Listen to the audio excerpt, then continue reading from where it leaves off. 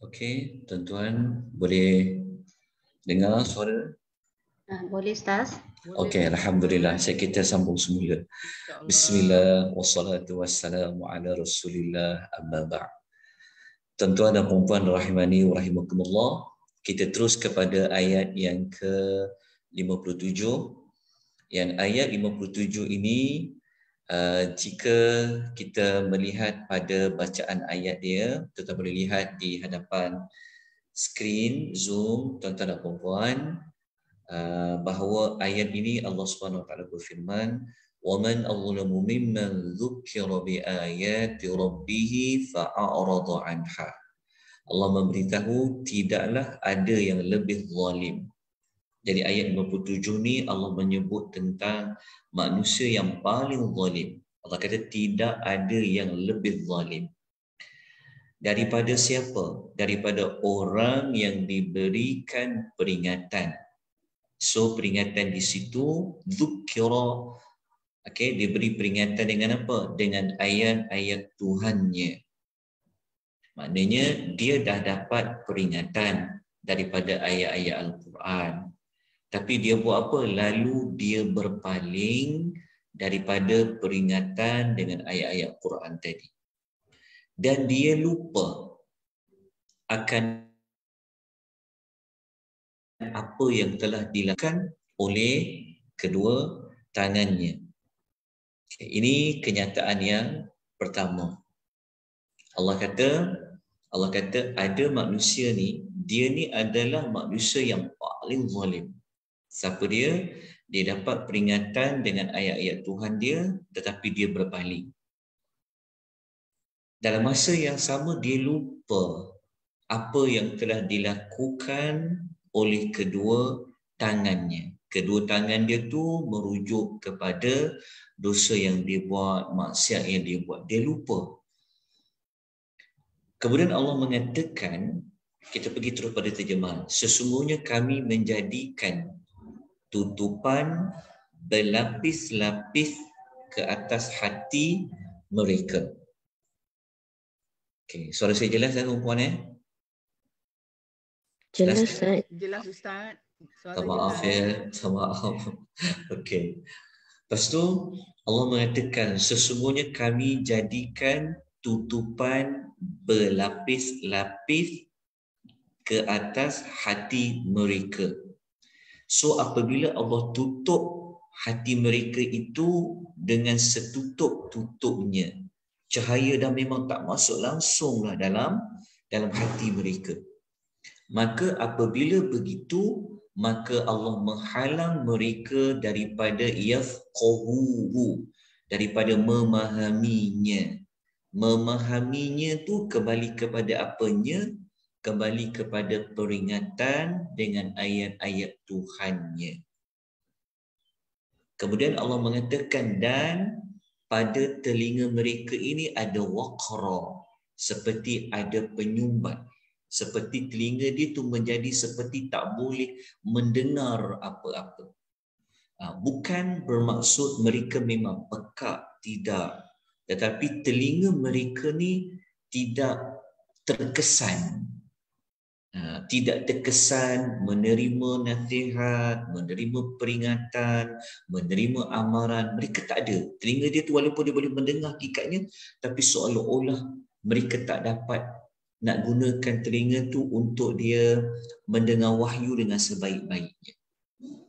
Lepas tu Allah Ta'ala memberitahu kenyataan orang yang macam ni, jika engkau, kata Allah kepada Nabi, jika engkau menyeru mereka, dakwah pada mereka kepada apa? Ilal huda, kepada petunjuk.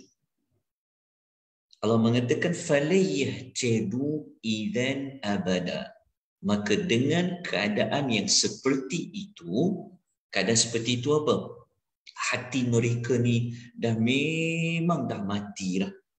Allah Ta'ala patrikan hati dia. Lepas tu telinga dia memang seperti ada penyumbat. Kata Allah,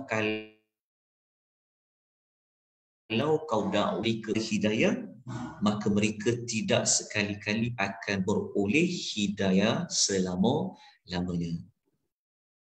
Okey, ayat yang penghujung ni bermula ayat wa in tad'uhum ilal huda sampai hujung adalah ayat yang berbentuk Allah memberikan hiburan, Allah memberikan ketenangan kepada Rasulullah bahawasanya kalau siapa-siapa yang kau dakwah mereka, mereka tak nak terima bukan sebab dakwah kamu, bukan sebab Rasulullah itu, tetapi memang Allah Ta'ala telah patrikan hati mereka dan Allah jadikan telinga mereka ini seperti ada penyumbat.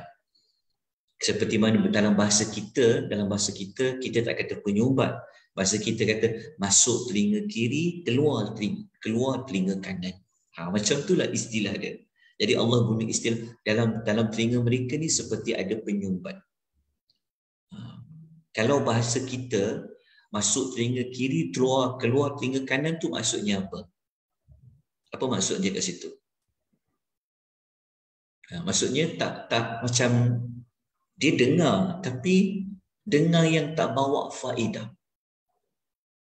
Jadi ini berdasarkan ayat ini, okey, Dr. Wahbah Az-Zuhaili, kalau kita tengok apa hubungan ayat 57 ni dengan ayat 56, kalau ayat nombor 56 kita dah pelajari pada hari semalam, Allah menyebutkan tentang perbuatan manusia ni, dia menjadikan ayat Quran, dia buat amaran Allah tu sekadar dimain-mainkan, diperolok-olokkan ayat Allah Ta'ala tu.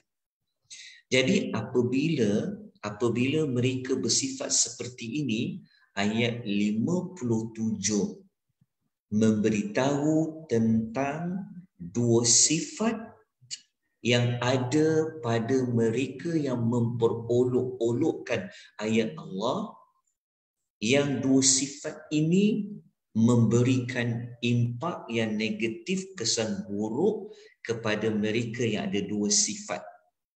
Dua sifat ayat 57 ini, dua ciri ini, ciri apa? Kalau tengok dekat tulisan yang saya telah letakkan dengan warna biru dengan warna kuning tu. Maksudnya yang pertama, sifat yang pertama pada orang-orang yang suka mempermainkan, memperolokkan, meremeh-remehkan ayat Tuhan tadi tu, mereka ni kalau diberikan peringatan kepada mereka, mereka akan berpaling daripadanya. Orang yang suka bermain-main, memandang hina, memandang tidak apa pada ayat Allah, maka secara tak langsung dia akan bawa kepada sifat, kalau bagi tahu banyak mana sekalipun sampaikan ayat-ayat Allah, mereka tak akan ambil peduli.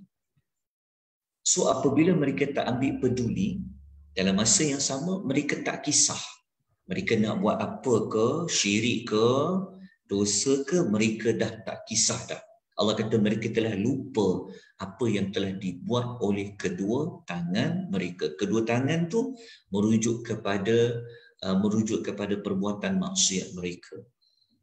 Kemudian sifat yang kedua, Allah telah jadikan mereka ni, hati mereka ni telah seperti ada tutupan berlapis-lapis. Sebab tu perkataan akinna merujuk kepada Allah Ta'ala matikan hati mereka tadi.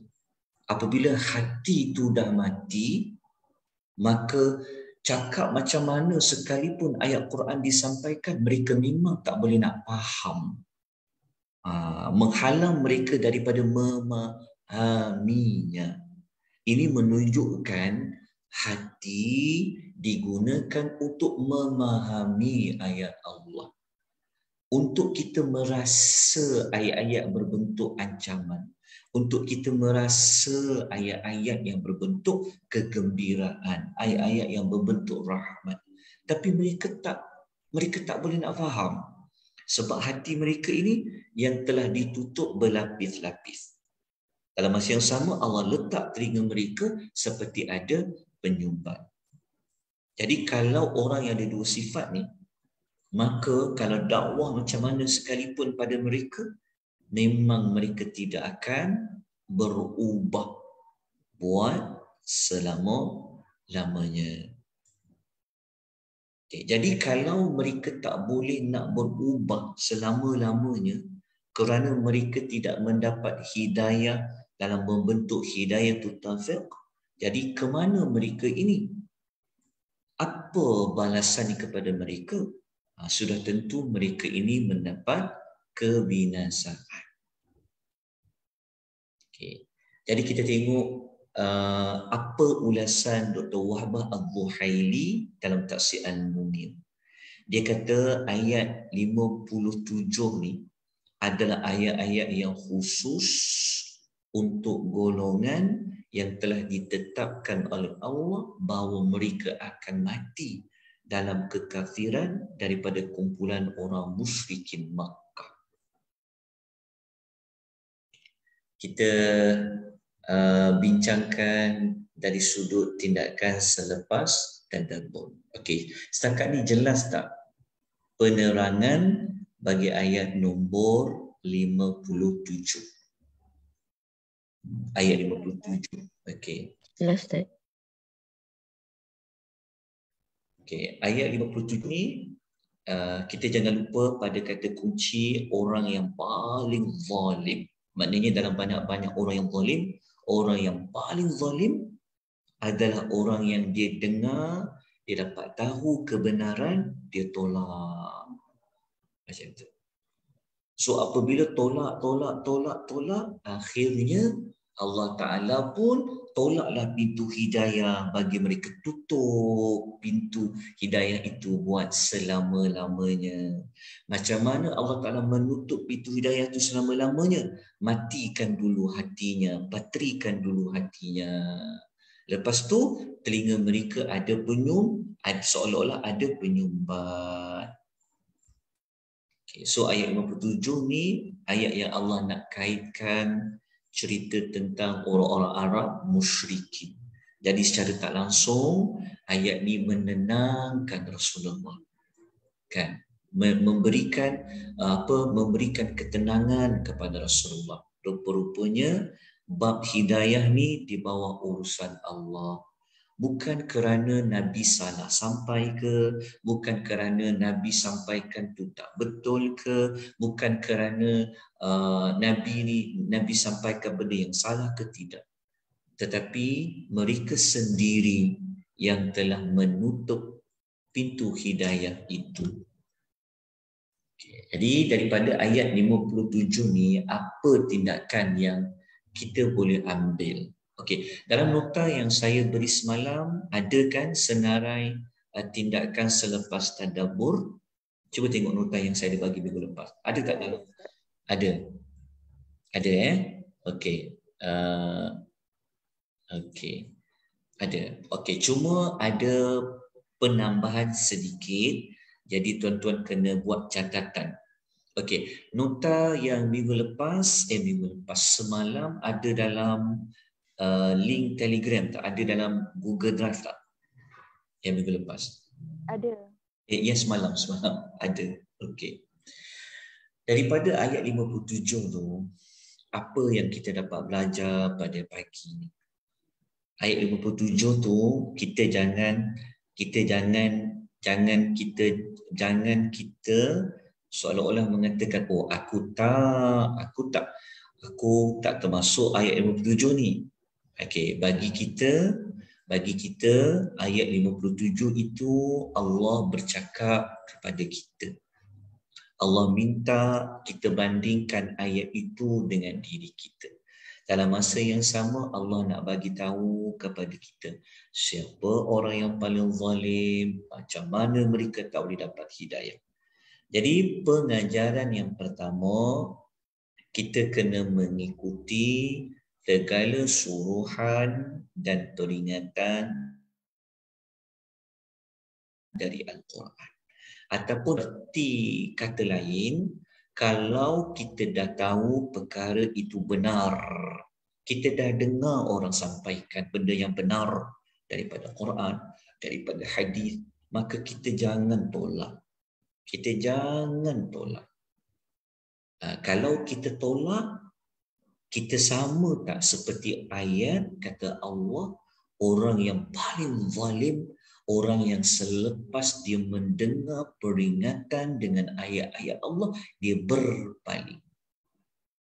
Cuba tanya diri kita, pernah tak kita mendengar perkara yang benar, khususnya Al-Quran, hadis Nabi SAW? Adakah kita bantah? Adakah kita berpaling? Adakah kita menolak? Jadi kalau kita ada sifat seperti itu, kita bimbang, kita termasuk dalam kumpulan manusia yang Allah Ta'ala kata dia adalah orang yang paling zalim.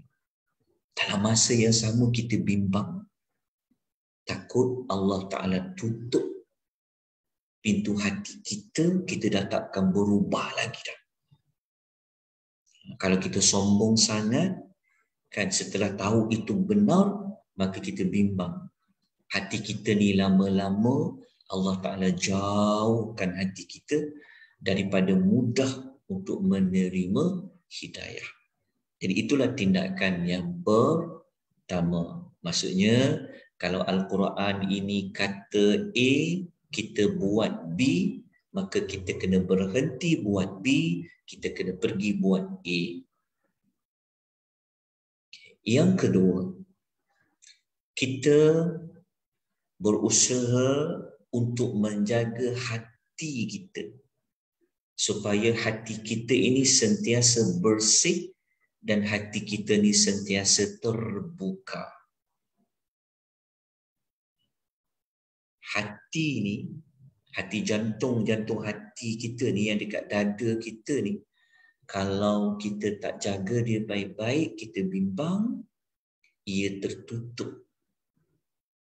Apabila tertutup, maka susah nak faham agama, susah nak terkesan, susah untuk ada rasa takut, ada rasa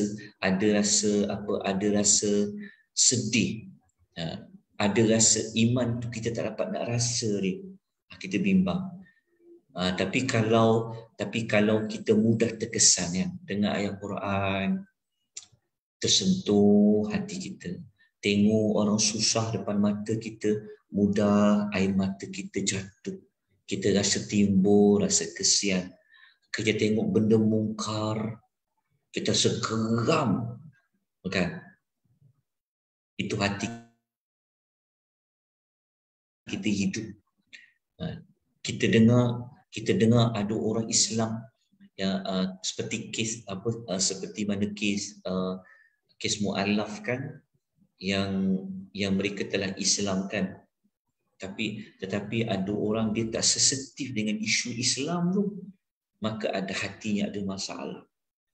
Kita dengar pasal syurga, kita dengar pasal neraka, kita tak takut, tak terkesan. Kita dengar pasal mati, kita tak terkesan. Maknanya ada masalah pada hati kita. Sedangkan ayat Quran sebut pasal neraka. Hadis ayat Quran sebut pasal mati. Kan? Tetapi kalau kita tak boleh nak faham, tak boleh nak resap, tak boleh nak menghayati, maka ada masalah pada hati kita. Jadi kita kena hati-hati. Jadi kena jaga hati kita ni supaya dia sentiasa bersih dan sentiasa terbuka. Untuk tindakan yang kedua ni, saya nak kuatkan hati terbuka. Saya nak kuatkan dengan hadis Nabi. Kalau nota semalam saya tak masukkan hadis ni, tapi tuan-tuan boleh salin. Okey. Yang mana Nabi pernah pesan kepada kita dalam hadis riwayat riwayat Imam Ahmad. Nabi pernah pesan pada kita. Nabi kata, maksud hadis ni intisarinya, Nabi menyebut bahawa hati kita ini akan dititik dengan satu titik hitam apabila kita melakukan dosa. Buat dosa lagi, titik lagi hitam. Buat dosa lagi, titik lagi hitam. Seperti mana orang Arab musyrikin, pelekehkan Al-Quran, tutup hitam, hatinya dititik hitam. Tolak Rasul, dititik dengan hitam. Jadi macam mana nak bersihkan hitam tu?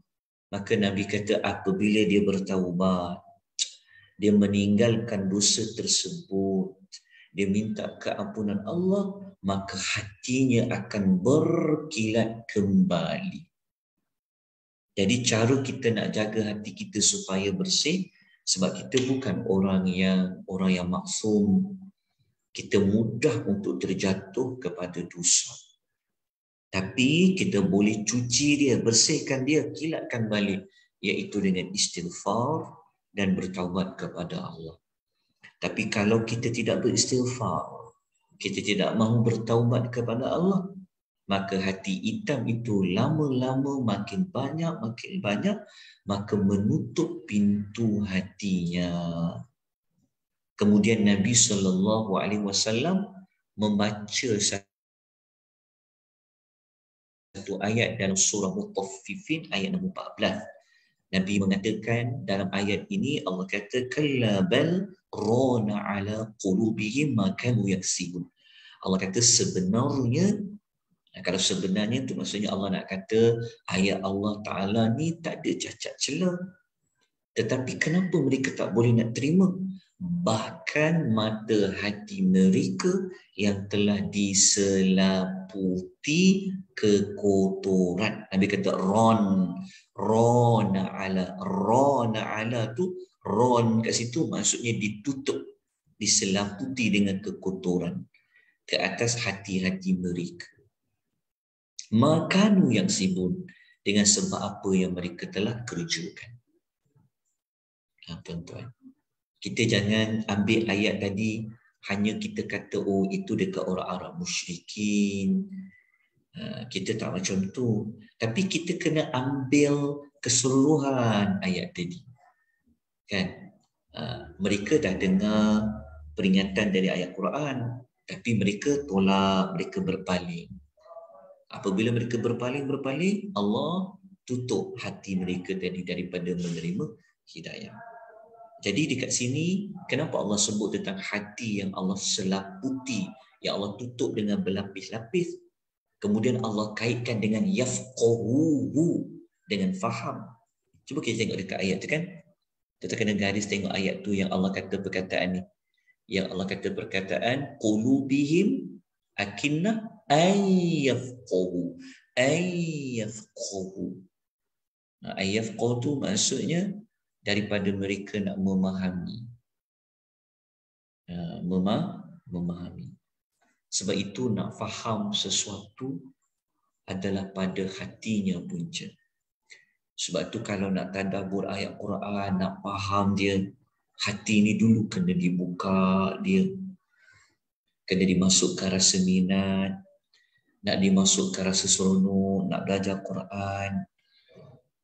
Buka dulu pintu hati tu. Bahagikan masa untuk Quran, walaupun tak lama. Tapi kalau tunggu, dia nampak sangat orang yang ada usaha dengan tak ada usaha. Kalau kita nak tunggu masa lapang, memang takkan ada masa lapang. Tapi kalau kita boleh melapangkan masa, itu usaha yang kita bagi.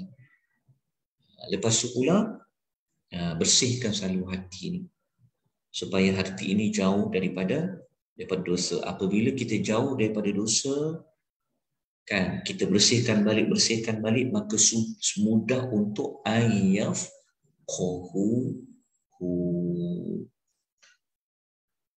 kerana yang hitam dalam hati ni dia akan serabutkan kita. Apabila hitam ni, dia akan serabutkan kita. Kita nak fokus pun tak boleh. Sebab tu penting pada hati. Bila kan kita belajar dalam keadaan kita ada masalah, kadang-kadang sambil belajar tu kita termenung. Sambil belajar tu kita fikir masalah kita. Berbeza orang yang belajar dengan hatinya tenang, dia fokus, dia mudah. Macam itulah. Maknanya dia terletak pada kekuatan hati tadi. Okey, itu yang tindakan yang kita sebutkan bagi yang kedua. Okey, yang ketiga, Tindakan ketiga, kita kena berusaha untuk memahami isi kandungan Al-Quran. Kenapa kita kena usaha faham? Sebab dalam ayat tadi Allah menyebut ada perkataan faham. Faham dekat mana faham? Ayyafquhu. Nampak tak? Ayyafquhu. Untuk apa? Allah kata untuk apa? Untuk memahaminya. Memahami. Jadi kenapa Allah sebut untuk faham? Kenapa sebut faham? Faham ni dia lebih mendalam lagi daripada hanya sekadar tahu. Dia faham, dia panggil faqih.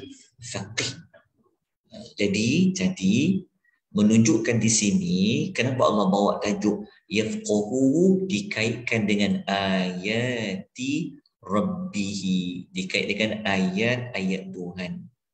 Maknanya ayat-ayat Tuhan ni dikaitkan dengan untuk faham dia. Okey, menunjukkan di sini pentingnya untuk memahami ayat-ayat Tuhan. Sebab itu daripada ayat ini kita letakkan pengajaran ketiga, berusaha untuk memahami Al-Quran.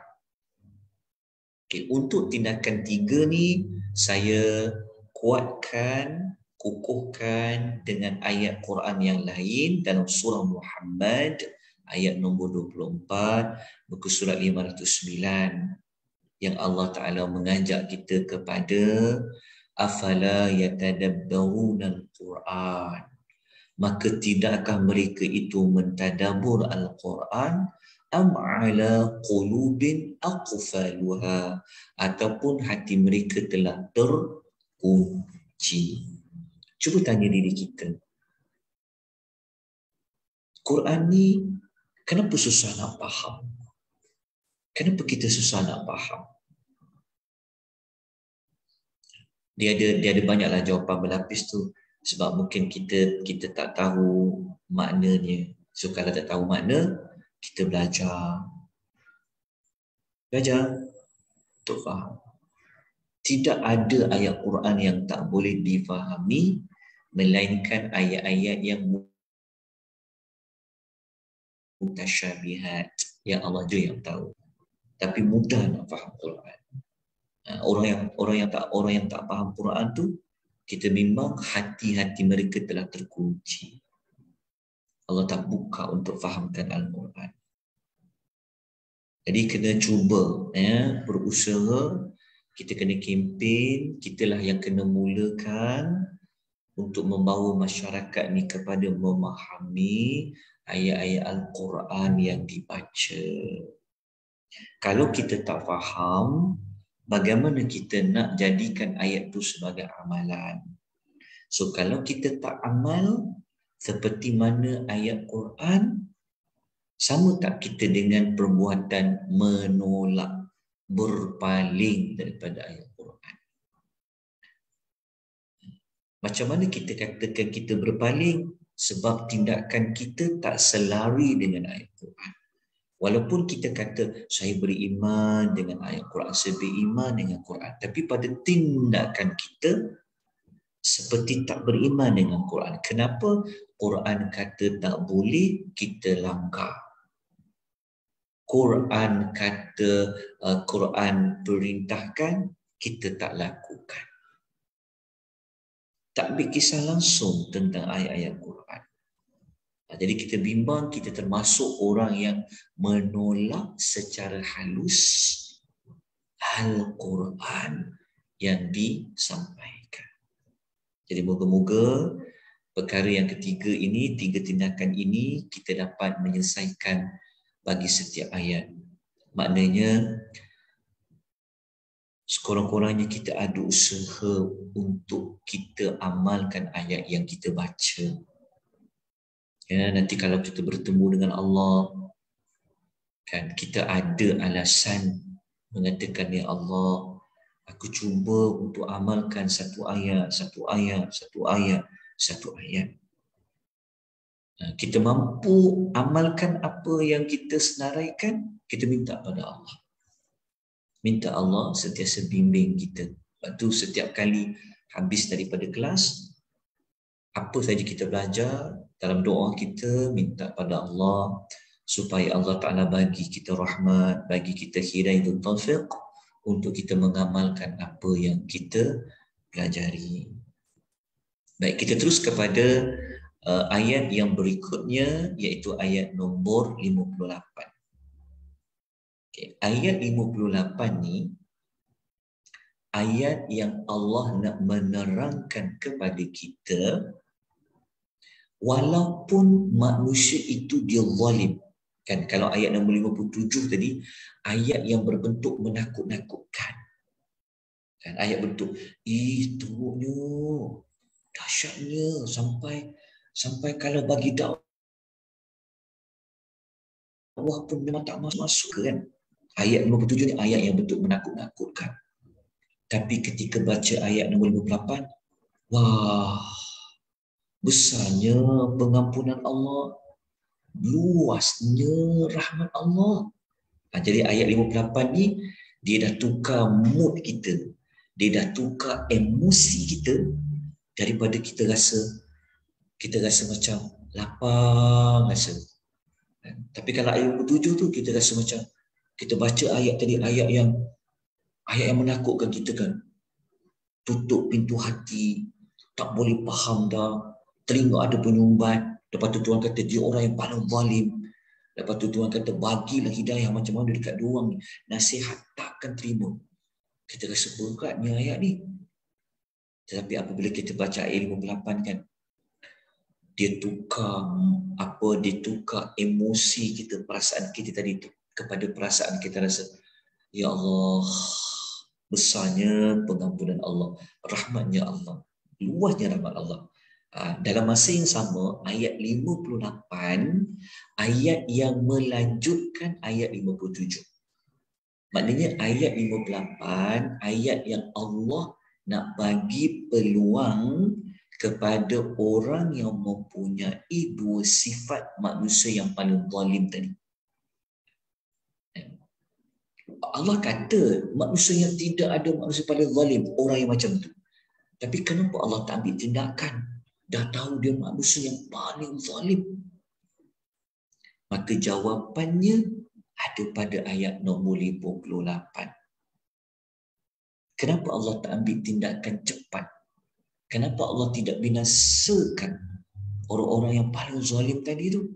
Sedangkan Allah tahu siapa yang kata bukan-bukan dekat Quran, siapa yang tolak Quran, siapa main-main dengan Nabi, siapa yang buat tuduhan. Allah Ta'ala tahu, Allah Maha memperhatikan, Allah Maha melihat. Tapi kenapa Allah tak ambil tindakan kepada orang-orang Arab musyrikin?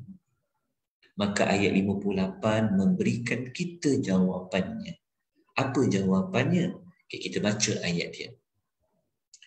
A'udzu billahi minasyaitonir rajim. Wa rabbukal ghafuru dzu rahmah.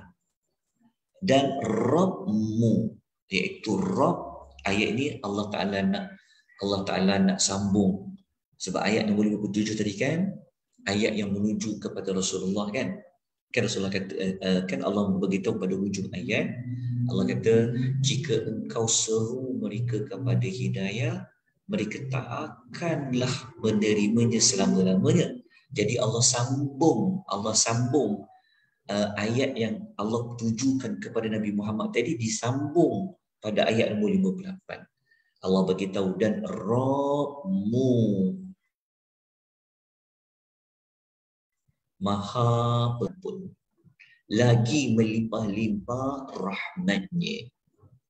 Okay, jadi dekat ayat ni kita dapat pelajari ada dua sifat bagi Allah Subhanahu wa Ta'ala. Pertama Ghafur, yang kedua Dzur-Rahmah. Nanti kita akan ulas kenapa susunnya Ghafur, kenapa susunnya Rahmah. Okay. Kemudian Allah menerangkan disebabkan dia ada sifat Maha Pengampun lah, disebabkan sifat rahmatnya melimpah-limpah lah, Allah kata apa? Law yu'akhidhuhum bima kasabu la'ajjalallahu lahumul azab. Allah bagi tahu, jika Allah hendak menyiksa mereka semasa dekat dunia lagi disebabkan apa yang telah mereka usahakan, yang mereka telah buat. Buat apa? Kena patah balik yang ayat sebelum tadi. Mereka telah menolak peringatan daripada Nabi. Betul tak? Mereka telah memain-mainkan, mempelekeh-lekehkan ayat-ayat Allah. Jadi Allah Ta'ala kata, kalaulah Allah Ta'ala nak azab mereka tu masa dekat dunia lagi disebabkan tingkah laku perangai mereka tadi, kata Allah, tentulah Allah boleh segerakan azab itu kena pada mereka. Allah bagi tahu. Tetapi kenapa Allah tak buat seperti itu? Dah ada jawapan tadi kat mula-mula dia. Kerana Rabb kamu itu Maha Pengampun dan Maha melimpah rahmat-rahmatnya.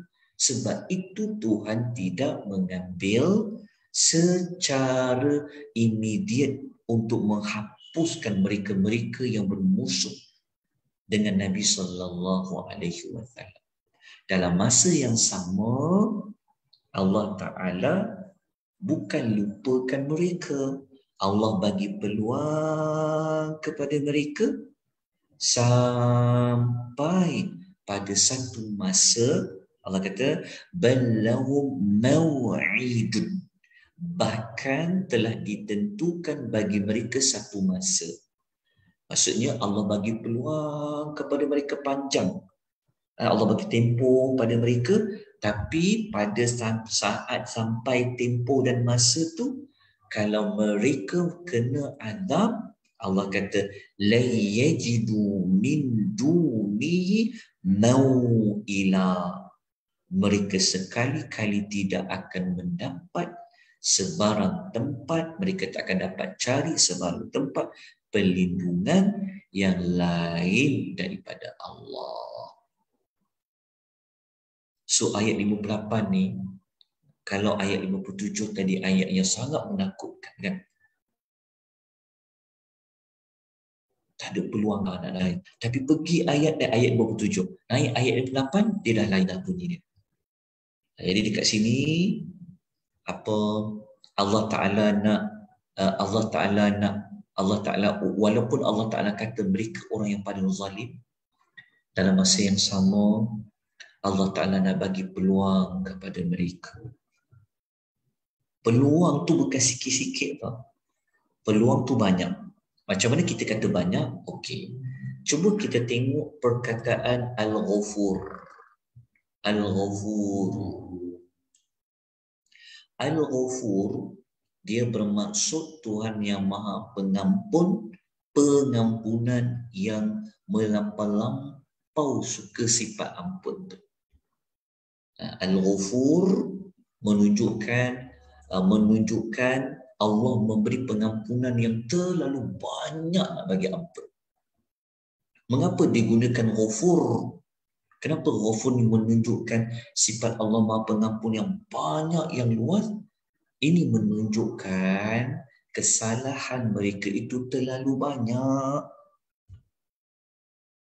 Apa tu kena ingat balik ayat yang sebelum ni. Bukan sekadar mereka berdebat, cari hujah yang batil. Ingat tak kita belajar semalam? Yang mereka ni menolak kebenaran, lepas tu nak cari alasan macam mana nak tolak kebenaran tadi. Lepas tu bukan sekadar menolak, tetapi mereka pula kutuk, keji, buat main-main ayat Allah Azza wa Jalla. Tapi dosa yang mereka buat tu bertimpa-timpa, dosa tadi tu banyak mana sekalipun, Allah buka banyak pintu-pintu keampunan. Lepas tu Allah gunakan Ghafur. Lepas tu kalau kita baca dekat tafsir, kalau tengok dekat tafsir ayat, saya ada bawa nukilkan Dr. Wahbah mengatakan perkataan Al-Ghafur bermaksud sangat pengampun. Ia menunjukkan laras bahasa yang menunjukkan bersangatan mubalaghah. Ada ayat yang berulang. Ia merupakan ini padam yang ni. Okey, ia merupakan laras bahasa yang menunjukkan yang ada dua. Yang menunjukkan bersangatan iaitu mubalaghah. Maknanya nak menunjuk keampunan Allah yang tahap ekstrim. Tahap yang terlalu banyak pengampun. Kenapa sampai guna ayat seperti itu? Kerana kesalahan yang dilakukan itu terlalu banyak. Okay.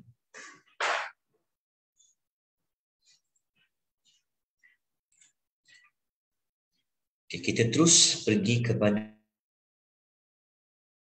tindakan selepas tadabbur. Okey, boleh faham tak ayat nombor 58? Tak apa, belum lagi. Maafkan saya terlupa nak perhalusi ayat ni. Okey. Dalam ayat ni kan, kenapa Allah tak guna Ghafuru Rahim? Kenapa tak guna nama Allah Rahim pada ayat ni? Kenapa Allah guna Dhu Rahmah? Siapa boleh bantu mencari jawapan? Ghafuru Rahim. Kenapa dia guna Dhu Rahmah? Okay. Jawapannya adalah, okay, tengok perkataan ni kan. Perkataan. Okay. Kalau Allah guna rahmat ni terpakai kepada siapa? Terpakai kepada semua golongan, betul tak? Kalau Allah guna rahim, ia hanya dikaitkan untuk orang-orang yang beriman semata-mata. Tetapi kalau Allah guna rahmah, dia umum kepada semua jenis manusia. Beriman ke, tak beriman ke, Allah tu memiliki limpah rahmatnya. Sebab tu Allah gunakan rahmah pada ayat ini. Kalau Allah gunakan Ghafurur Rahim, maka dia tidak bertepatan dengan konteks ayat yang Allah ni nak belas kasihan kepada orang-orang yang kafir. Apatah lagi kalau dia orang yang beriman. Kita tak dapat tak maklumat faham atau tidak ayat nombor 58 ni? Faham, Ustaz. Okey. Dah jelas? Okey. Jadi kita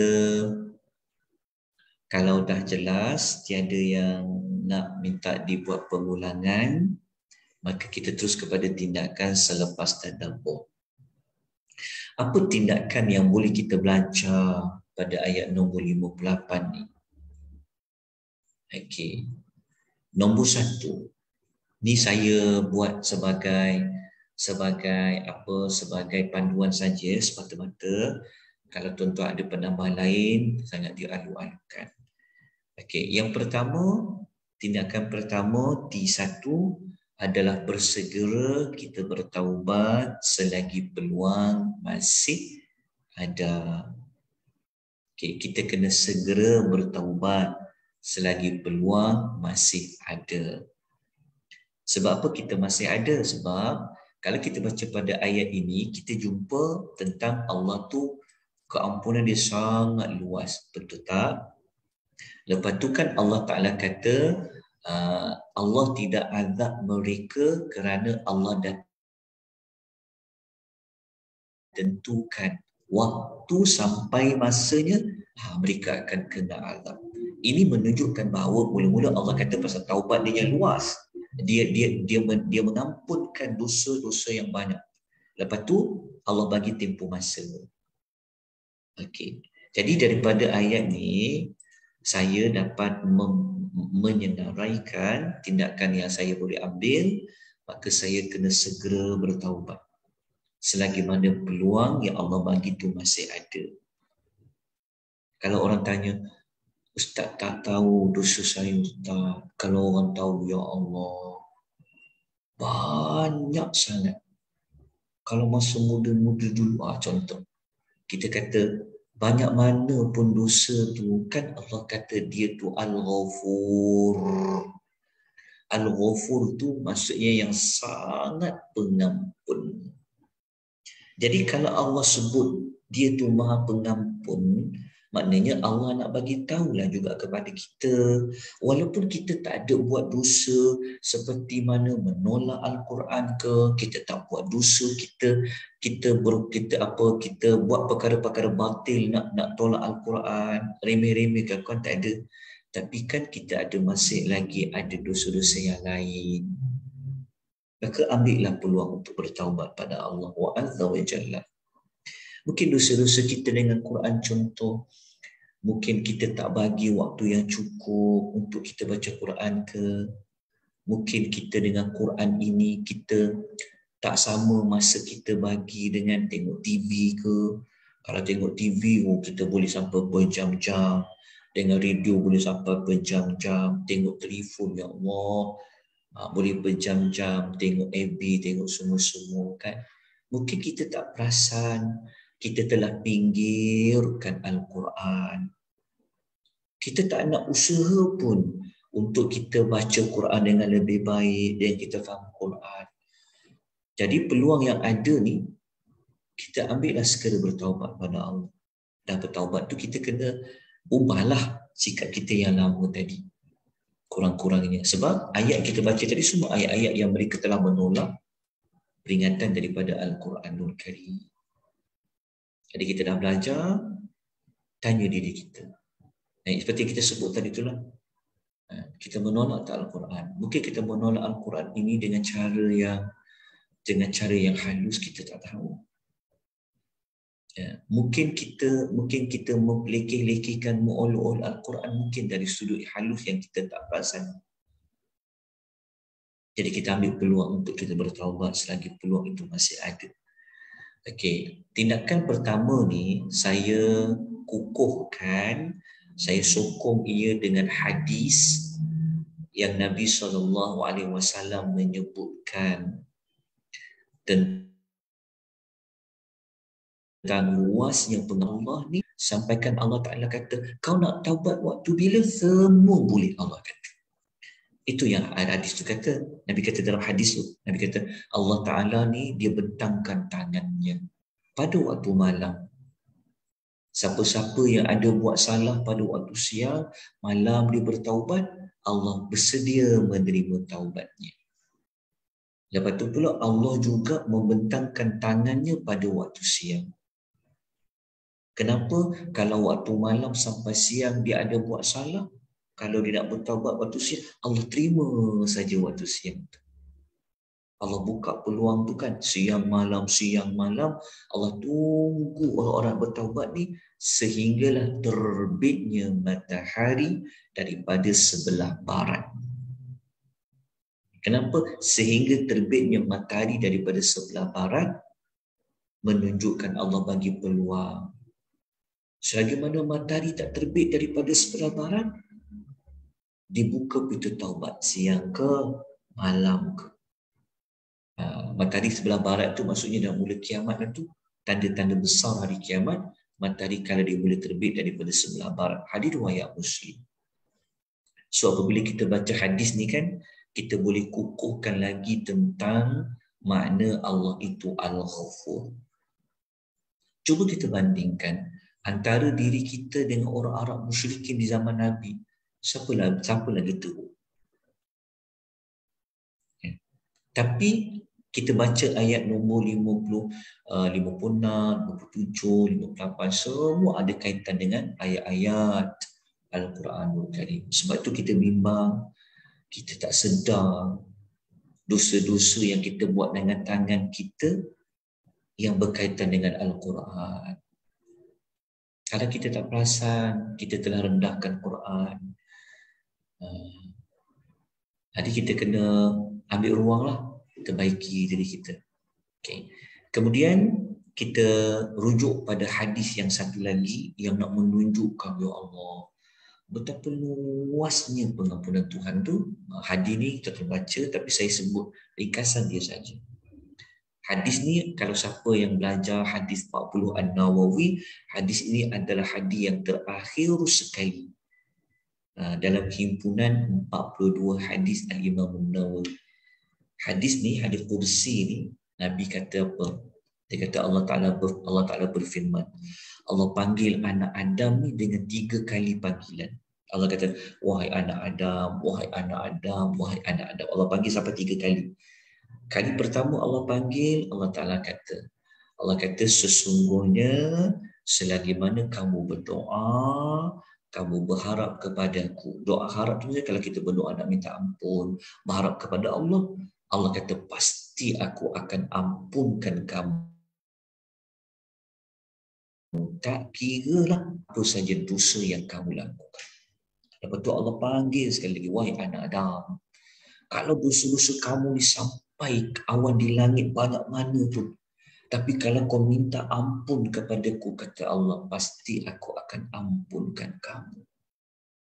Allah panggil sekali lagi, wahai anak-anak Adam, kalau kau datang kepada aku nanti bawa dosa yang hampir memenuhi bumi, tetapi kamu nanti datang kepada aku dalam keadaan kamu tidak mensyirikkan aku, Allah Ta'ala kata pasti aku akan datang kepada kamu dengan keampunan yang hampir memenuhi bumi itu.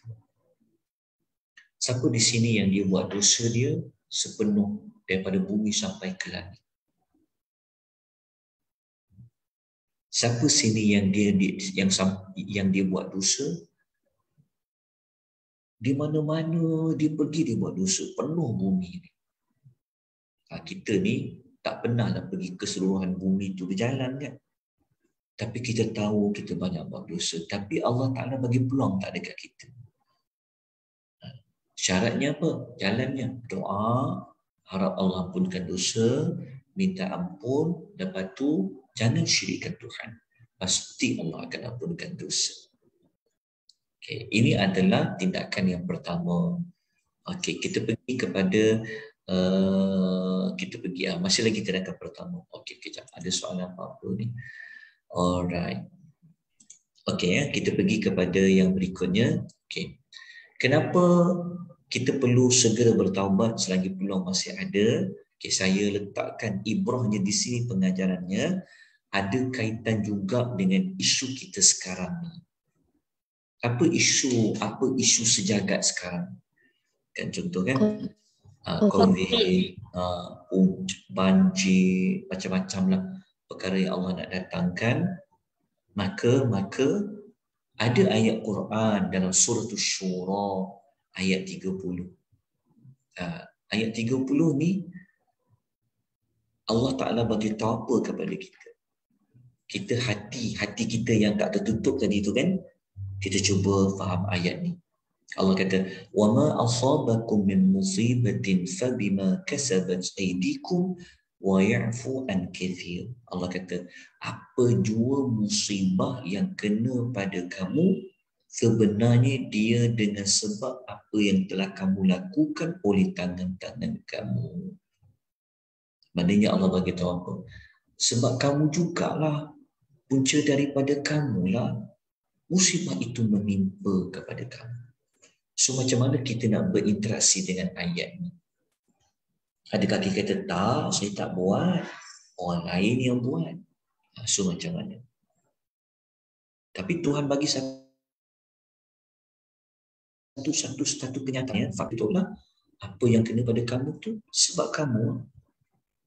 Allah duduk sendiri tangan kamu. Ya. Sebab kalau kita tak buat pun orang lain buat, tapi kalau kita tak tegur, kita terlibat lah. Ya, dia termasuk dalam bersubahat lah. Sebab kita tahu dia benda mungkar kan. Okey. Jadi Allah Ta'ala bagi tahu kepada kita dekat hujung tu, Allah kata Allah telah mengampunkan sebahagian besar dari dosa-dosa kamu. Cuba kita ambil ayat di hujung tu. Penting ayat hujung tu. Tapi kita faham ayat di hujung tu, yang mengampunkan sebahagian besar dari dosa-dosa kamu. Tapi kita faham. Dengan musibah tu, kalau kita reda, dia akan ampunkan dosa-dosa kita. Boleh ke Ustaz? Okey. Ayat ni Tuhan bagi tahu pada kita, musibah yang kita terima tu sebenarnya Allah balas dia dengan sedikit dosa yang kita buat. Lepas tu Tuhan kata dengan sebab apa yang dilakukan oleh tangan-tangan kamu. Faham tak maksudnya? Okey. Tetapi Allah Ta'ala, contohnya kita buat 1000 dosa, Allah tak balas dengan 1000 azab. Tak ada. Ayat ni kata, kalau kita faham ayat ni, Allah bagi tahu kamu dah buat 1000 dosa, daripada 1000 tu 900 telah diampunkan. Tapi yang 100 saja yang dikenakan balasannya. Faham tak contoh tu? Kita baca itu kan, Tuhan kata apa yang kena pada kamu dengan sebab apa yang telah dilakukan oleh tangan-tangan kamu. Lepas tu Allah kata dia telah mengampunkan sebagian besar daripada dosa kamu. Ustaz, maknanya kita buat salah tu banyak, tapi kan Allah balas sedikit saja. Ya, betul. Maksudnya seperti itu. Ustaz, ayat ni dengan ayat yang tadi tu semua kita boleh kait dengan surah Az-Zumar ayat 53 dan 54 tak? Ayat Az-Zumar ayat 53 tu maksud kita jangan putus asa daripada rahmat Allah. Betul. Ayat 54 tu galakkan bertaubat dan beristighfar. Yang ni tadi belajar dengan Dr. Abu Anas Madani. Macam ni ya, sama ayat dia. Okey. Jadi kita ambil maklumat ni sebab kita nak kaitkan dengan ayat yang Tuhan kata apa?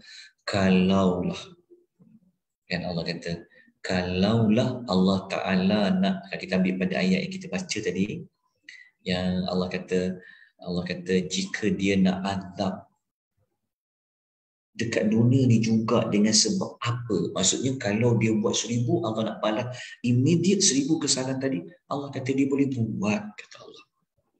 Faham tak? Nampak tak apa kait? Nampak Ustaz. Kalau umat terdahulu jadi, Allah azab terus Ustaz. Ya. Kalau umat Nabi Muhammad Allah tak balas terus, Allah balas sebahagian saja azab tu. Maksudnya Allah Ta'ala memberitahu kepada kita tentang hakikat rahmatnya pada kita. Jadi kalau kita baca ayat tu, apabila kita nak tadabbur, kita kena tengok pada semua sudut lah. Kalau sebut dosa, jangan hanya nampak dosa dengan Quran je. Kita kena pandang secara umum. Dosa, lepas taubat tadi. Kenapa? Itu yang kita kuatkan dengan isu-isu yang berlaku kepada kita. Dia apa pun saja musibah, kita pegang, ya Allah, aku pasti ada buat salah dengan Engkau, ya Allah. Sebab kan kita belajarkan musibah tu menghapuskan dosa kita kalau kita sabar. Sebab kita tak maksum. Tapi kita dapat belajar kat sini. Contoh ayat yang kata, besarnya rahmat Allah kan. Kalaulah Allah Ta'ala azab kita semua disebabkan dosa kita, rasanya apa? Tak tinggal apa dah pada kita ni. Tapi kita tengok ayat lain yang menjelaskan lagi tentang formula kalau Allah balas semua dosa kita dekat dunia ni, jadi apa kat kita. Kita tengok pada surah Ar-Rum. Kita tengok dulu dekat surah ni. Kita tengok dekat surah An-Nahli ayat nombor 61. Kejap, bukan An-Nahli 61. Ya, An-Nahli 61. Dia tak nota ni, nampak kan ayat 273. Tengok Allah Ta'ala kata apa. Ya Allah, ayat ni kalau kita fahamkan, kita akan terima kasih banyak pada Allah. Kita akan syukur pada Allah Ta'ala. Kalau himpun dosa saya, dosa tuan-tuan dan puan-puan, dosa kita seorang pun dah banyak. Kan, kalau nak himpun ramai-ramai. Kalaulah Allah tak rahmat kita, rasanya tak ada dah kita kat dunia ni. Kita baca ayat ni, Tuhan kata apa? Inilah ayat-ayat peringatan dari Allah kepada kita. Maka janganlah kita tolak ayat ni. Jangan kita berpaling daripada ayat ni. Jadi Allah kata walau yu'akhidullahu an-nasa bi dhulmi ma taraka 'alayha min dabbah. Tengok Tuhan kata apa? kalaulah Allah nak seksa manusia disebabkan kezaliman manusia itu, tentulah dia tidak membiarkan di muka bumi suatu makhluk yang hidup. Tuan-tuan, apa yang kita faham pada ayat ni? Maksudnya kalau diri kita seorang, kita sendiri, kita yang tahu dosa apa kita buat kan. Kalaulah Allah Ta'ala tak ghafur, tidak rahmah kepada kita, rasanya saya ni dah tak ada dah. Tak ada tu maksudnya rasakan campur-campur lagi, ada orang lawan Islam, ada orang cerca Islam, ada orang macam-macam. Tapi Allah tidak mengambil itu sebagai kira. Sebab itulah yang dalam banyak-banyak pemaaf Allah lah. Yang paling banyak-banyak kesian Allah lah. Yang paling banyak belas kesian Allah lah. Kalau Allah tak maafkan kita, rasanya bumi ni dah tak ada dah kot. Tetapi kenapa Allah tak bagi azab pada mereka di atas apa yang mereka lakukan? Tapi Allah Ta'ala memberi kita tempoh kepada mereka sampai satu masa yang tertentu. Apabila sampai waktu itu tidak dapat dikemudiankan walau sesaat dan tidak dapat dipercepatkan walau sesaat. Itu yang sekaya yang kita nak letakkan tindakan kita bersegera bertaubat sebelum tempoh tu sampai. Okay. Kerana ayat-ayat ni jugalah yang menunjukkan tadi kenapa Allah Ta'ala tak binasakan je. Kan hantar peti ke pada mereka, betul tak? Hujankan mereka dengan batu ke, terbalikkan ke bumi Mekah tu. Kan? Kenapa tak ambil gunung hempapkan mereka ke? Kan buat macam Korun ke? Tapi Allah tak buat.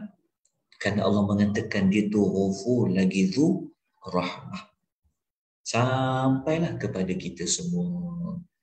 Okey tuan-tuan, kenapa kita nak kaitkan kita kena bertaubat pula dengan musibah yang berlaku dekat kita? Sebab kita tahu tadi surah Asy-Syura kata ia ada kaitan dengan kita semua. Okey, jadi kita tengok ayat lain. Surah Ar-Rum ayat 41.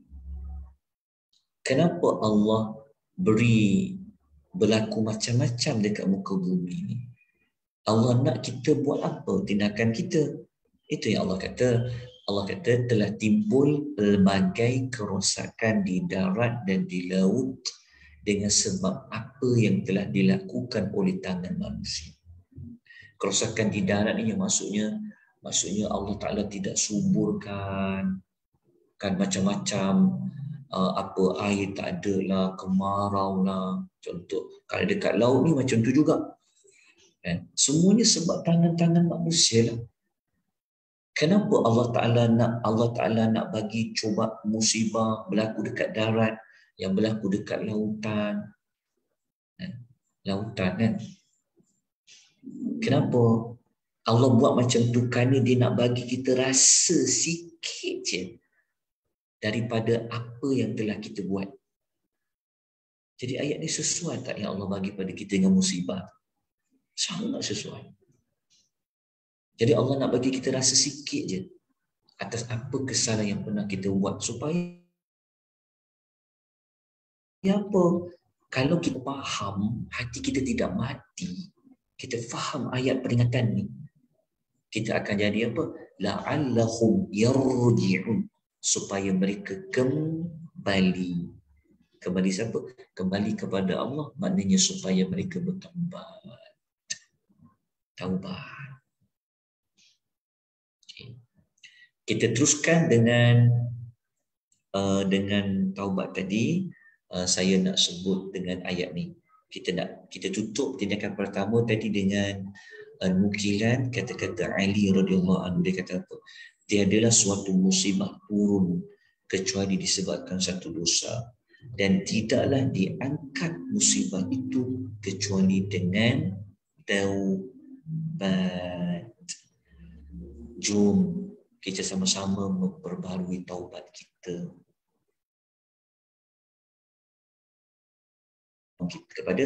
kepada kita semua, kerana Allah tu Ghafurur Rahman. Okey, tindakan nombor 2. Bergantung sepenuhnya kepada Allah.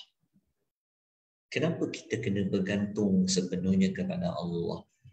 Kerana dalam ayat ini, saya ulang ayat, saya sebut tindakan supaya nanti kalau tuan-tuan ikut kelas tadabbur mana-mana ataupun tuan-tuan dah tahu kaedah nak tadabbur, cubalah keluarkan senarai apa nak buat, apa resolusi dia, apa yang nak kena diubah.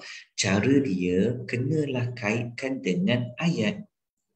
Jadi dalam ayat ni kan Allah kata kalau dah sampai waktu tu mereka sekali-kali tidak akan dapat sebarang tempat perlindungan yang lain daripadanya. Dekat sini Allah kata kalau dah sampai adab tu tak ada dah tempat lain nak cari perlindungan yang lain daripada Allah. Jadi daripada ayat ini memberitahu kepada kita Allah sahaja yang boleh melindungi kita daripada segala perkara keburukan. Apatah lagi bentuk azab. Allah je boleh lindung. Allah lah yang lindung Nabi Allah Nuh daripada dibanjir mati dalam taufan. Allah yang selamatkan. Allah lah yang melindung Nabi Allah Lut supaya terselamat daripada kaumnya yang diazab. Allah lah yang menyelamatkan Nabi Musa daripada lemas seperti mana Allah lemaskan Firaun. Allah lah yang telah menyelamatkan Nabi Yunus apabila berada dalam perut ikan. Semua tu Allah yang selamatkan. Bukan kerana Nabi tu ada kuasa, tak ada. Allah yang selamatkan. Jadi, kita ambil isu itu, bawa dalam hidup kita. Apa sahaja benda-benda yang buruk yang boleh berlaku dalam hidup kita, seperti mana musibah tadi. Ingat tak, tadi kan kita kaitkan musibah tadi dengan kesalahan yang kita buat. Jadi, musibah tadi datang dari Allah. Siapa yang boleh lindung kita? Siapa yang boleh lindung kita? Jawapannya adalah Allah. Kan ayat tu tadi kata, kan mereka tiada tempat lain untuk berlindung melainkan dari Allah. Jadi berdasarkan ayat tadi kita kaitkanlah. Jadi ayat tadi itu bagi tahu kepada kita bergantung sepenuhnya kepada Allah.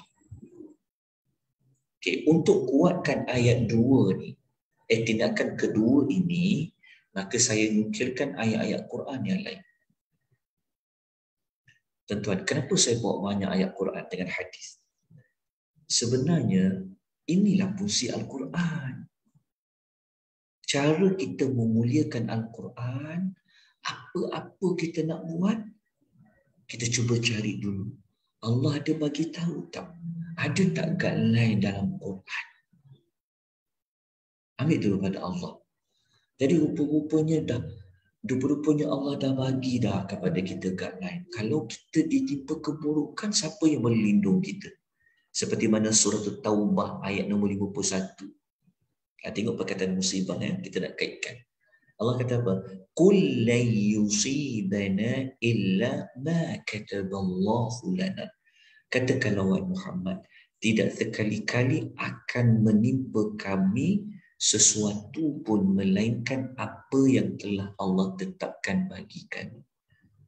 Jadi Nabi diajar oleh Allah untuk sampaikan, untuk bagi tahu kepada umatnya. Apa-apa nak berlaku tidak akan berlaku melainkan apa yang telah Allah tetapkan. Kalau Allah tak tetapkan dia tak berlaku, tak berlakulah. Kalau Allah tetapkan dia berlaku, berlakulah. Jadi pada penghujungnya itulah Nabi diajar oleh Allah apa? Huwa maulana. Dialah pelindung kami. Maka kalau dia pelindung kami, wa 'alallahi falyatawakkalul mu'minun. Maka kepada Allah jualah hendaknya orang beriman itu bertawakal. Okay, kita ambil contoh. Okay, apa musibah yang Allah Ta'ala telah telah tetapkan dia berlaku kepada kita. Kita ambil contoh COVID-19 example kan. Allah telah tetapkan dia berlaku. Jadi kalau Allah tetapkan dia dah berlaku, maka kita kena minta lindung kepada siapa? Minta lindung dia lah pelindung, kembalilah kepada Allah. Jadikan Allah tu pelindung kita. Jadi kalau kita tahu dia yang boleh lindung kita ni, setelah kita usaha lah, SOP tu kita patuh, kita buat. Tapi kita kena pegang Allah je satu-satunya pelindungan kita ni. Kan macam-macam lah kita buat, tapi Allah je pelindung kita. Jadi kalau kita tahu Allah tu pelindung kita, maka kenapa kita tak pergi bergantung kepada dia, berharap kepada dia? Okay. Lepas tu saya bagi satu contoh ayat lain. Yang ayat lain ni dia menerangkan kenapa kita perlu bergantung kepada Allah. Kenapa? Tadi kita kata tentang dia adalah pelindung kita kan. Kita tengok ayat lain ni dia menjelaskan lagi. Allah ni kenapa kita kena bergantung sepenuhnya kepada dia? Ayat ni bagi tahu kepada kita suratul Al-An'am ayat 17 halaman 219. Allah kata apa? Wa iyamsaskallahu bidurrin fala kashifa lahu illa hu. Dan jika Allah nak timpakan suatu kemudaratan kepada engkau, kalau Allah nak timpa kita sakit kepada kita kan, tak ada siapa dapat hapuskan melainkan Allah tu sendiri. Cuba kaitkan kepada kita apa mudarat yang berlaku kepada kita sekarang. Kan ayat Quran ni sebut umum. Kalau Allah tetapkan kita kena mudarat, tak ada siapa boleh hilang mudarat tu melainkan Allah. Sebab itu dalam hidup kita ni tidak ada penyakit yang tidak ada ubatnya. Sebab yang datang tu mudarat tu Allah. Allah je yang boleh hilangkan dia. Sebab itu kekuatan tawakal tu ada pada Nabi Allah Ayub. Contohnya, dia tuan-tuan, walaupun orang tak jumpa ubat, orang tak jumpa vaksin, sekarang ni pula orang nak buat vaksin baru pula, contoh-contohan macam-macam berlaku. Tapi kan kita belajar ayat Quran kata apa? Kalau Allah timpakan mudarat kepada kita, tak ada siapa boleh hilangkan, tak Allah sendiri. Jadi kenapa kita tak kembali kepada dia? Bergantung kepada dia. Kembali kepada dia, ada banyak benda lah kena buat. Ikhlaskan dalam ibadat, jaga salat, cegah buat amal ma'ruf nahi munkar. Dan Allah kata, wa in yamsaska bi khairin fahuwa ala kulli syai'in qadir. Dan jika dia nak bagi kamu dengan kebaikan kepada engkau, maka dia maha berkuasa atas tiap-tiap sesuatu. Maknanya ayat ni beritahu kepada kita Allah Ta'ala ni dia adalah pemegang kepada kebaikan, dia jugalah yang boleh mendatangkan keburukan. Bukan kita kata Allah Ta'ala ni negatif. Tidak. Tapi Allah Ta'ala berhak nak datangkan mudarat, nak datangkan kebaikan. Dia boleh bagi sihat, dia boleh bagi sakit. Kan ayat-ayat ni bawa kita kepada tawakal pada Allah. Okay, jelas tuan-tuan dan puan. Jadi cara nak jadikan Allah ni maulana, cara nak bertawakal kepada Allah, itu yang kita kaitkan dengan tadi ni. Taubat. Itu yang kita letakkan pada tindakan yang kedua. Jadi semoga tuan-tuan dan puan dapat memahami bagaimana apabila kita faham satu ayat dalam sesuatu surah, kita boleh mengenal pasti apa tindakan ataupun macam mana kita nak cari tindakan tersebut. Sebab setiap ayat yang Allah datangkan, dia mesti ada mesejnya. Kita kena pegang macam tu. Kecuali ayat-ayat yang kita tak tahulah. Contohnya macam, kenapa Allah berfirman dengan sebut huruf nun, huruf qaf, ayat tu kita tak, itu termasuk dalam perkara yang Allah saja yang mengetahui. Tetapi kita berpegang, pasti ada hikmah Allah sebut seperti itu. Sebab tu kita kena, waktu apabila kita baca Quran, nak tadabbur, kita kena cari, kena ambil masa sedikit untuk memahami apa Allah nak nasihat aku ni, apa yang aku perlu buat ni, apa yang aku kena ubah ni, apa yang aku perlu tambah baik ni, apa mesej dia. Allah jauh berbeza dengan kita. Kita kalau bercakap, kita macam tak ada, saja je nak gurau-gurau. Allah Ta'ala tidak ada istilah seperti itu. Allah Ta'ala tidak pernah buat sesuatu yang sia-sia. Jadi kita kenalah mencari apa sebaliknya yang Allah nak sampaikan kepada kita. Jadi kita senaraikanlah. Tulis, oh hari ni aku baca 5 ayat. 5 ayat ni aku kena buat apa. Jadi kalau kita boleh buat itu sepanjang hari, itulah Al-Quran yang menjadi huda. Al-Quran adalah menjadi petunjuk kepada kita. Sebab itulah Nabi SAW digelar, kata Aisyah, adalah seperti Al-Quran. Nabi akhlak dia akhlak Al-Quran. Sebab apa? Sebab dia buat akhlak dia sebiji seperti mana yang Allah kehendaki. Kalau Nabi salah, Allah Ta'ala turun Quran tegur. Pasal Nabi tak buat dah. Macam tu. Jadi kita ni Quran dah penuh dan lengkap dah. Jadi kita ambillah manfaat di situ. Baik, tuan-tuan dan puan yang Allah rahmati, lagi Allah kasih sekalian. Kita dah sampai ayat nombor 58. Jadi kita nak pergi ayat yang ke-59. Ni last sekali. Kita ada masa lagi ni kan. Tadi kita mula pukul 10. Oh, dah macam 1 jam setengah.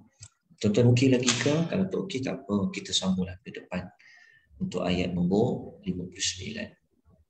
Maksudnya kalau minggu depan tak ada kelas, mohon maaf ya. Minggu depan saya ada bengkel waktu pagi, jadi tak dapat nak buat slot untuk tadabbur suratul Kahfi. Sebab tu saya awalkan hari ini. Jadi 2 minggu lagi insya-Allah kita masuk ayat 59. Baca dulu nota tu terlebih awal. Lepas tu kita terus dengan kisah Al-Sahabul kisah Nabi Musa dengan Nabi Khidir, dengan Nabi Khadir alaihi salam. Sebab tu dekat nota tu saya bagi sampai ayat 59 je kan. Dapat tak nota yang ayat 58 sampai 59 ni? Dapat kan? Dapat Ustaz. Okey, nanti baca dulu apa yang saya kongsikan. Jadi kelas minggu depan kita terus nanti pergi kepada ayat yang kisah Nabi Musa. Tapi saya tak bagi lagi kan ayat untuk kisah Nabi Musa kan. InsyaAllah 2 minggu lagi nanti saya akan beri. Okey, setakat ni tuan-tuan boleh ikuti tak dengan baik? Ada apa-apa nak tanya? Nampak atau tidak cara macam mana kita nak faham ayat? Nampak atau tidak? Dapat belajar tak sesuatu cara nak keluarkan pengajaran ayat? Dapat tak tuan-tuan pelajari? Saya seboleh-bolehnya bukan sekadar nak menyampaikan maklumat. Saya juga nak membimbing dengan kadar ilmu yang saya ada, banyak lagi kurang. Cara macam mana kita nak keluarkan mesej, nak dapatkan peringatan, teladan daripada ayat yang kita baca. Okay, sebab tu kalau nak kukuhkan makna bagi sesuatu ayat, kalau boleh gunakan juga ayat-ayat yang lain yang ada topik yang sama. Okey, ada apa-apa persoalan, pertanyaan? Ustaz, Assalamualaikum. Ya. Waalaikumsalam warahmatullahi wabarakatuh. Saya nak tanya kau Ustaz, katalah ada Mr. A dengan Mr. B membuat dosa yang sama kategori lah, ya. Sebab ada dosa yang Allah tak boleh ampunkan kan, macam syirik semua. Tapi mereka berdua ni adalah daripada kategori dosa yang sama. Jadi si A ni selalu mendapat musibah, ya, Allah turunkan musibah. Maka bila diturunkan musibah, maka seksaan itu mungkin akan mengurangkan dosa-dosa yang dilaluinya. Whereas B tak dapat apa-apa musibah. Betul tak kalau saya fikir ni, saja saya berfikir Ustaz, ya? Betul tak? Orang yang mendapat musibah, maka dosa-dosanya akan berkurangan. Compare dengan orang yang tak dapat musibah, maka dosanya tu masih maintain, makanya dosa disiksa di neraka akan lebih lama daripada orang yang mendapat musibah di mana dosanya itu kurang. Salah ke betul pandangan saya ni Ustaz? Okey, Betul ke yang silap ujung tu pandangan saya? saja maksudnya okey. Kalau rujuk pada hadis Nabi itu betul dari satu sudut bahawa kalau Allah Ta'ala nak hamba ni dapat kebaikan, Allah akan cepatkan dia mendapat balasan di dunia. Allah cepatkan bagi dia musibah tadi. Okey, kalau kita nak ambil situasi si A, dia tak ada musibah, si B ada musibah. Okey, secara umumnya seperti itu. Maksudnya lagi besar musibah yang dia kena, lagi besarlah ganjaran yang dia dapat. Ya. Okey.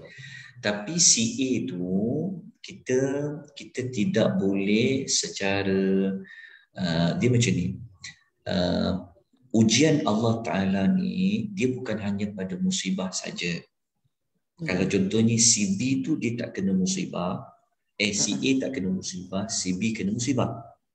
Okey, si B tu dia dapat peluang untuk dia menghapuskan dosa-dosa yang dia buat.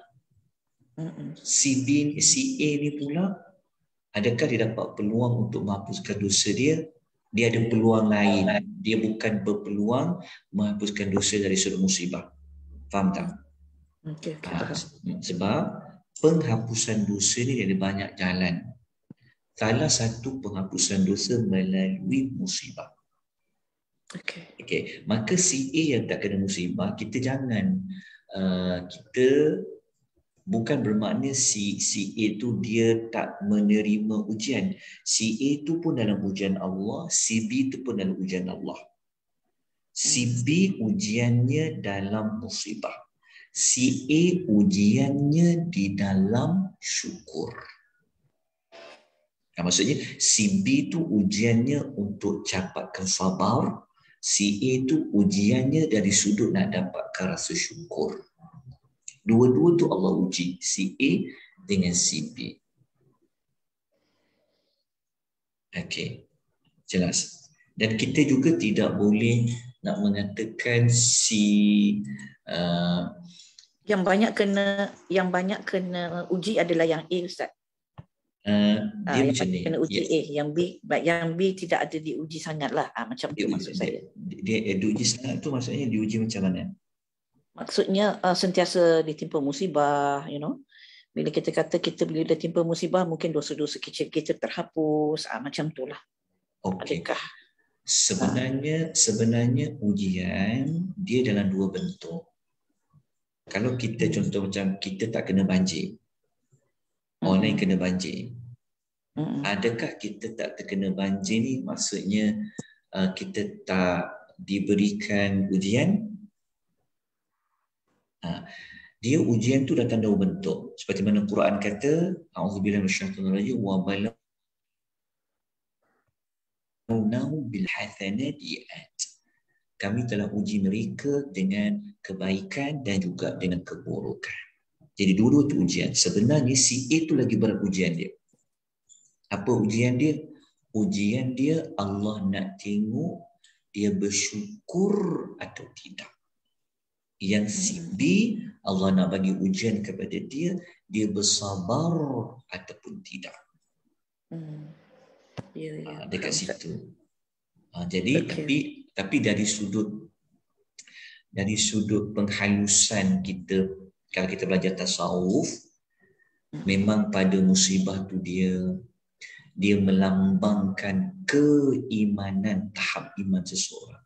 Ya, bila kita bersabar lagi bertambahlah pahala kita kan Ustaz. Kita redha, kita bersabar bertambahlah pahala kita kan, macam tu. Tapi kalau yang sihat tadi Allah uji pada dia. Nak tolong tak orang yang ditimpa musibah? Engkau yang tak timpa musibah, apa engkau buat? Sebab tu kadang-kadang ada hikmah pada Allah memberikan sesuatu musibah. Tapi dua-dua itu dalam ujian Allah Subhanahu wa ta'ala. Terima kasih Ustaz. Assalamualaikum. Baik, ada pertanyaan lain daripada perempuan? Sekejap saya tengok dalam chat . Dia kata bagaimana cara yang paling terbaik untuk bertaubat kepada Allah dengan salat taubat hanya istighfar, bertekad untuk terima perbuatan itu lagi. Okey, begini. Taubat yang paling baik sudah pasti taubat nasuha. Okey. Kalau dengan Allah sahaja 3 syarat, dengan manusia 4 syarat. Kalau kita nak tambah lagi, kita bolehlah dengan menunaikan solat taubat. Kita juga nak bertaubat tu pula digalakkan dengan bersedekah. Itu adalah tambahan saja. Tapi bukan syarat untuk bertaubat tu kena solat taubat. Ya, bukan syarat diterima taubat mesti kena buat solat taubat. Kalau tak buat solat taubat tak diterima. Dia tak termasuk dalam syarat taubat diterima. Tetapi jika dia tambah dengan dia solat taubat, dia bersedekah ketika dia solat taubat, itu lagi digalakkan di dalam agama. Baik, kita dah sampai kepada hujungnya. Ada apa-apa nak tambah? Silakan. Ada apa-apa nak kongsikan? Saya nak tanya boleh tak? Boleh, silakan. Tak betul ke kalau dengan kurangnya amal ibadat dekat kehidupan kita ni kan, sebab tu kita selalu diuji. Sebab dengan ujian tu Allah boleh naikkan pahala kita, kurangkan dosa kita sebab kita kurang buat ibadat. Macam tu ke boleh? Faham macam tu boleh ke? Kalau kita kurang ibadah bagi kepada kita, maksudnya kita kuranglah buat solat sunat, puasa sunat, sebab tu Allah bagi musibah. Okey. Ingat ya, kita pegang, sekali lagi diulang, ujian yang Allah bagi bukan hanya pada musibah ya. Yang tak kena musibah pun ujian, sebab hidup kita semua adalah ujian. Okey, pegang maklumat itu. Yang kedua, memang tepat, memang benar. Salah satu hikmah mengapa Allah Ta'ala datangkan musibah adalah nak supaya kita ni jadi lebih baik. Lepas tu kita baca pada ayat tadi, yang Allah Ta'ala kata, la'allahum yarji'un, supaya mereka kembali. Sebab Allah nak sedarkan kita. Kita ni mungkin kan, contoh kita mungkin dah lama tak solat, lama tak doa, kan, lama kita tak baca Quran. Jadi macam mana Allah nak sedarkan hamba ni? Allah uji dia dengan satu musibah. Jadi apabila dia kena musibah tu, dia doa boleh menangis, dia boleh kerap pula solat malam, dia pula boleh baca Quran, dia dah mula pergi kelas-kelas agama, dia dah mula dekatkan dengan Allah. Yang itulah memang betul, sebab setiap tindak tanduk Allah semuanya pasti ada kebaikan. Jadi salah satu hikmah musibah itulah nak menjadi orang itu bertambah baik jika dia bersabar dengan musibah tersebut. Tapi kalau Allah beri dia musibah, dia bertambah jauh kepada Allah, orang itu sebenarnya mendapat azab dari Allah. Macam COVID-19 lah. Kan kita semua ditipu musibah. Tapi kalau ada orang dia COVID-19 ni, dia hilang pekerjaan ke, susah ke dan sebagainya, maka daripada ujian itu dia sabar, dia dekatkan diri pada Allah, kan? Dia dah baca Quran, dia dah solat banyak, dia dah bangun malam, dia dah mula puasa. Itu satu rahmat bagi dia melalui musibah tersebut. Sebab ramai orang dia memang macam tu. Kalau dia dalam keadaan susah, dia mudah nak sebut Allah. Dia terus hati dia ingat dekat Tuhan tu. Kan? Tapi kalau kita senang kan, kita tak ada apa-apa masalah ni, kadang-kadang hati kita kebergantungan dengan Allah ni macam jauh. Sebab apa? Sebab kadang-kadang sebab kita tak ada keperluan kan.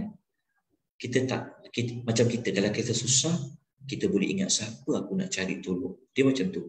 Maksudnya kalau kita senang, kita Tak fikir orang lain dah, tak fikir kita dengan diri kita. Kadang-kadang kita dengan Allah langsung kita tak, kita jauh. Dah ni secara otomatiknya memang orang akan pergi kepada cari Tuhan dia. Saya nak macam kita berdoa kan.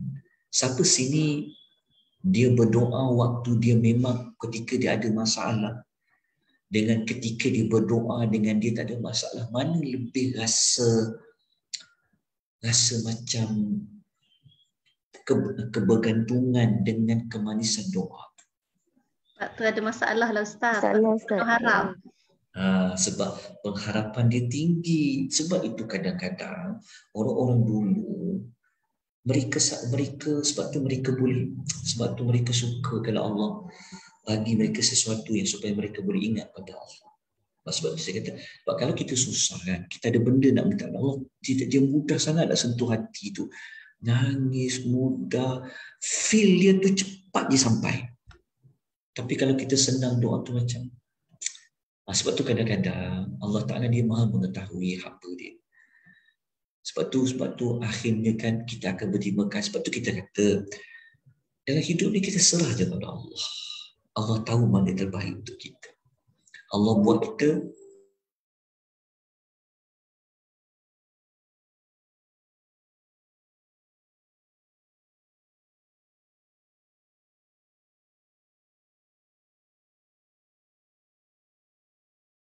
Dah, Ustaz terputus kah?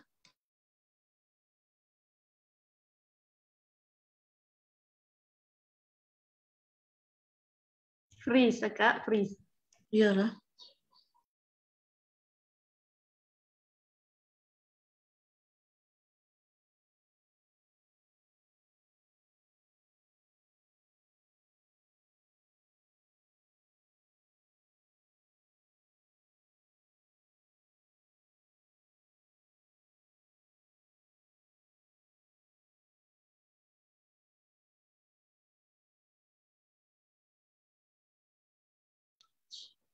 Dah Ustaz dah terkeluar terus dah.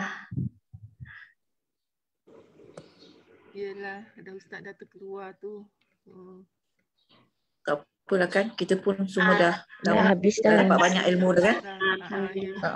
Left lah Kira dah habis kot. Terima kasih. Ustaz masuk balik. Ustaz masuk balik. Ustaz masuk balik. Ustaz Masuk balik lah. Ustaz masuk balik. Ustaz kat luar kawasan tu. Kalau Ustaz masuk balik kita kata tak apalah Ustaz, kita akhiri je lah kelas ni. Kesian dia. Yelah Puan. Ya, kesian dia.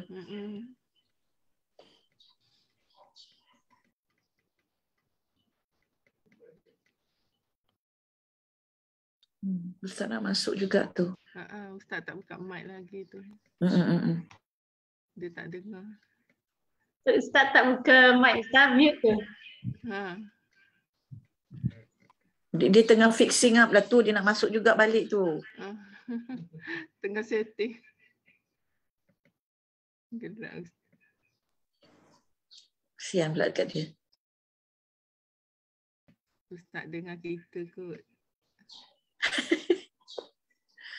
Ustaz dengar kita. Tapi kita tak dengar Ustaz cakap. Ustaz tak apalah Ustaz. Kita akhiri je lah Ustaz. Sian. Ustaz mute. Ustaz mute. Tu dah. Ustaz dengar kita ni. Tak apalah dia dengar kita cakap lah dengan dia. Tak apalah akhiri je lah kelas. InsyaAllah Ustaz. Ustaz mute tu Ustaz.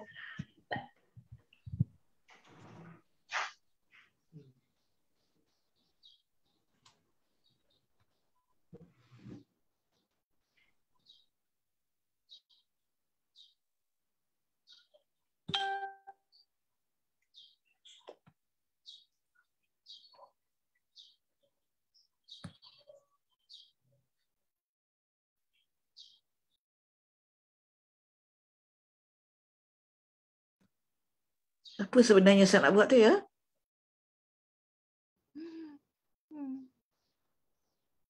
Tak dengar apa Ustaz cakap. Tak tengah duduk setting apa-apa tu. Itulah. Dia setting-setting lagi.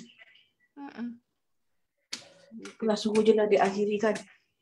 Dia masuk balik.